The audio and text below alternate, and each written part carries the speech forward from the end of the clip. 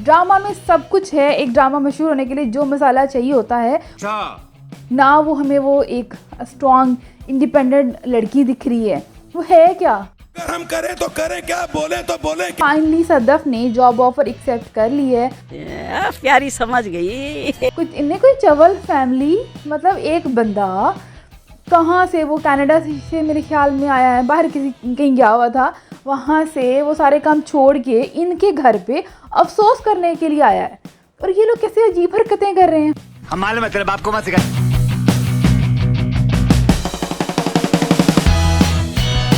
अस्सलामुअलैकुम जनाब, आज हम डिस्कस करने वाले हैं ड्रामा सीरियल सुन मेरे दिल। ड्रामा के 4 एपिसोड्स ऑन एयर जा चुके हैं, लेकिन ड्रामा के बारे में लोगों का क्या रिव्यू है और हमारा क्या है वो भी डिस्कस कर लेते हैं। लेकिन उससे पहले आपको रिमाइंडर देते चलें, अगर आपको मेरी वीडियोस पसंद आ रही हैं तो अपने लाइक, कमेंट और शेयर करना बिल्कुल नहीं भूलना है।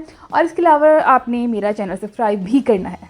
ड्रामा पे आ जाते हैं भाई। ड्रामा में सब कुछ है। एक ड्रामा मशहूर होने के लिए जो मसाला चाहिए होता है वो सारा मसाला मौजूद है। ड्रामे में बड़ी कास्ट है, ड्रामे की डायरेक्शन अच्छी है, सब अच्छा है, स्टोरी भी अच्छी है।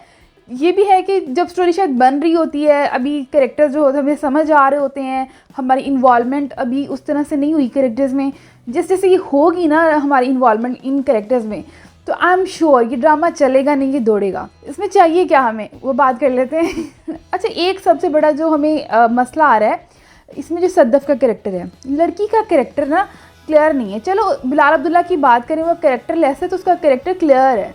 इवन शुरू में वो हमें कैरेक्टर लेस लगा इतना, मतलब उसकी पर्सनैलिटी तो अच्छी लगी, उसकी जो स्टाइल वगैरह अच्छा लगा, लेकिन मसला आ रहा था कि वो बहुत ही कैरेक्टरलेस और हर वक्त शराबी था। उस जो पॉइंट पे हमें मसला था, बट अदरवाइज कैरेक्टर क्लियर था, कैरेक्टर हमें समझ आ रहा था। फिर बात करें जैसे कि उसको मतलब कुछ है उसके माजी में, हमें ये भी समझ आ रहा था जिसका इफेक्ट उसकी पर्सनैलिटी पे पड़ा हुआ है, किसी कुड़ी ने धोखा देता या कुछ ऐसा सीन है, तो वो हमें समझ आ रहा था। फिर भी सबसे पहले सदफ के कैरेक्टर की बात कर लेते हैं। वो क्लियर नहीं है, मतलब वो लड़की क्या है, क्या वो एक बहुत ही स्ट्रॉन्ग इंडिपेंडेंट लड़की है, क्या वो घरेलू बहुत ही रोंदू सी छुपी हुई, मतलब वो लड़कियां जो होती हैं शाय सी और बिल्कुल घरेलू वाली लड़की, क्या वो लड़की है? वो भी नहीं है ना। वो हमें वो एक स्ट्रॉन्ग इंडिपेंडेंट लड़की दिख रही है।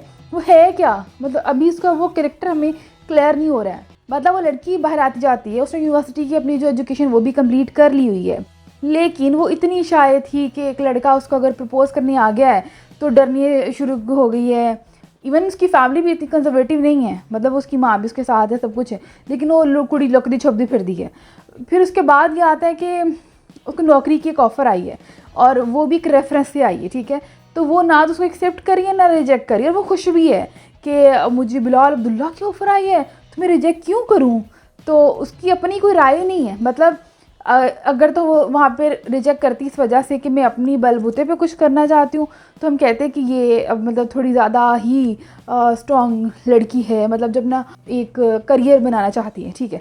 हाँ, अगर वो आते ही एक्सेप्ट कर लेती ना कि मुझे बिलाल अब्दुल्ला की ऑफ़र आई है भाई, या अब्बा के रेफरेंस से कोई ऑफ़र आई है, तो भी हमें समझ आ जाती। वो लड़की कंफ्यूज रहे कि मैं करूँ एक्सेप्ट या नहीं करूँ, क्यों रिजेक्ट करूँ। वो अपनी माँ से बल्कि पूछती है, अगर रिजेक्ट करूँ तो क्यों करूँ, बिलाल अब्दुल्ला की ऑफ़र आई है भाई। मतलब उसकी अपनी कोई ओपिनियन नहीं हमें समझ आ रही है कि वो लड़की है क्या। हम भी अगर देखें तो हम नहीं, ये एक वो लड़की है जिसको आइडलाइज़ किया जाए, एक मशर की लड़की है, एक घरेलू लड़की है, एक इंडिपेंडेंट स्ट्रॉन्ग पाकिस्तानी लड़की है।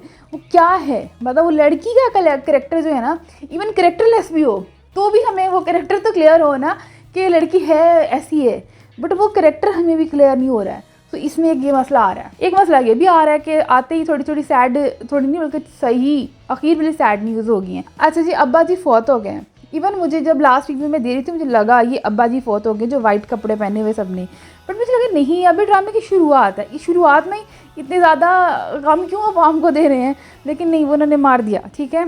अब चलो ठीक है, सारा काम जो पाना थी पाता। अब्बा जी भी फौत हो गए, भाई को कैंसर है, लड़की को पता चल गया है, ठीक है, वो माँ को भी नहीं बताना चाहती है। अब नेक्स्ट क्या कि अभी क्या होगा नेक्स्ट, अभी अगली जो लड़की का जो, वही हम उसी बात पे आ रहे हैं कि अब हम देखना चाहते हैं इस सब के बाद लड़की का क्या कैरेक्टर निकल के आता है, अब क्या स्टोरी बन के निकलती है। जैसा कि हमें पता है कि अब सदफ ने बिलाल अब्दुल्ला की ऑफ़र जो है जॉब की एक्सेप्ट कर लेनी है। अब हत्ता कि वो बहुत ही स्टूपिड सीन था, इंतहा का। मतलब क्या लोग हैं ये, कुछ इन्हें कोई चवल फैमिली, मतलब एक बंदा कहाँ से, वो कनाडा से मेरे ख्याल में आया है, बाहर किसी कहीं गया हुआ था, वहाँ से वो सारे काम छोड़ के इनके घर पे अफसोस करने के लिए आया है। और ये लोग कैसे अजीब हरकतें कर रहे हैं, हम मिलना नहीं चाहती, सो गई, क्या बचकाना हरकतें हैं। एक अफसोस करने के लिए आया, वो रिश्ता मांगने के लिए नहीं आया, जो इतने छन बनते हुए फिर रहे हैं। अजीब हरकतें हैं। माँ अच्छी खासी, मतलब एक इतने जवान बच्चे हैं, उनकी दिमाग कितने गई सी, मतलब केड़े खाते से गई सी। मतलब माँ का कैरेक्टर इतना अजीब कि वो ही एटलीस्ट चीज़ों को अच्छे से लेके, मतलब एक घर पे अगर मेहमान कोई भी गेस्ट आ रहा है, अब घर की बुजुर्ग तो वही है ना, और पहले भी वही सी, तो उसका जो रिएक्शन आता है ना हर दफ़ा में, चाहे वो लड़का तीनों आया करन प्रपोज, उदों भी फिर भी चलो वो एक लाइट मूड था, उसको एक्सेप्ट होता है।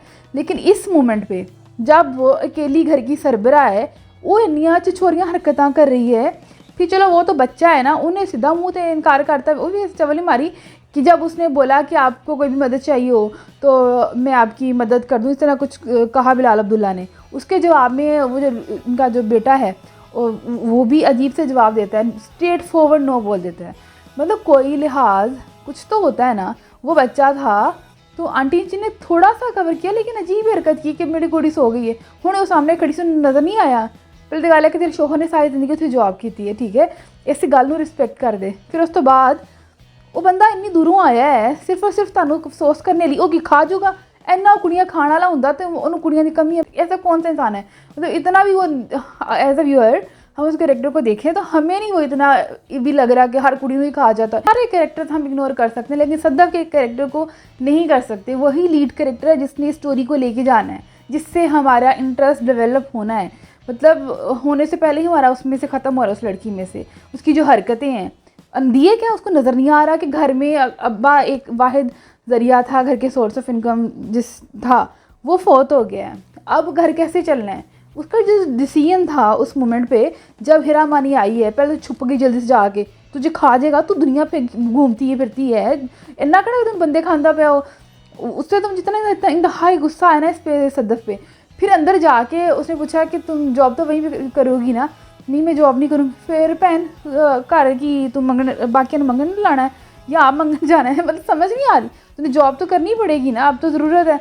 लेकिन नहीं, वो उसका जो यहाँ पे रिएक्शन आया ना, बड़ा एक स्टूपिड रिएक्शन था, इंतहाई फजूल था, इंतहाई चवल था।